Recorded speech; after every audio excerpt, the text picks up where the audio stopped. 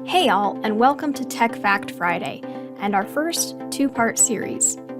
Despite the fact we've been dealing with an actual virus for the last 2 years, we'd be missing a very obvious topic if we didn't talk about malware and computer viruses. The idea for malware began as a theoretical idea in the 1940s, when John von Neumann, a mathematician, lectured on the idea of how computer software might be able to replicate itself and seize control of a machine.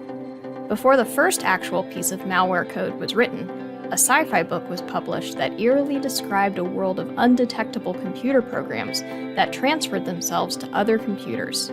So let's take a look at the beginnings of malware and computer viruses. The first malware created, and the others that immediately followed this one, were not meant to be used to steal or attack anything. Creeper was created in 1971 by Bob Thomas to see if a program was able to multiply and distribute itself. It caused no intentional damage to the user's computer that would be considered malicious at least, only scrawled the text, "I'm the Creeper, catch me if you can," across the screen. Arguably, the Wabbit malware of 1974 succeeded where Creeper failed, in being able to prolifically multiply itself on the device, much like its namesake. Again, this wasn't intended to be malicious.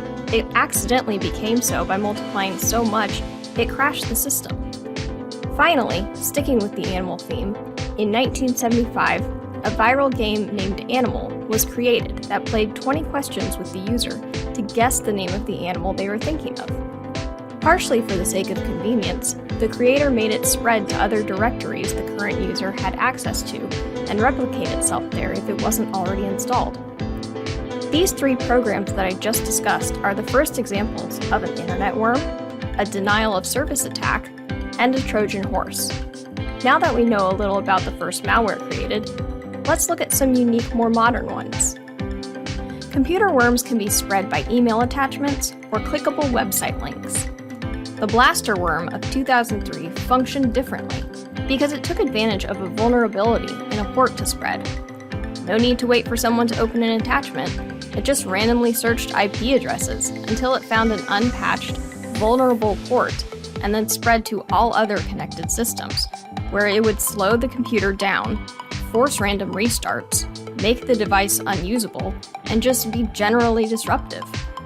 The interesting thing about this worm is that there were two messages within the executable file. The first one was, "I just want to say, love you, son." And the second, "Billy Gates, why do you make this possible? Stop making money and fix your software."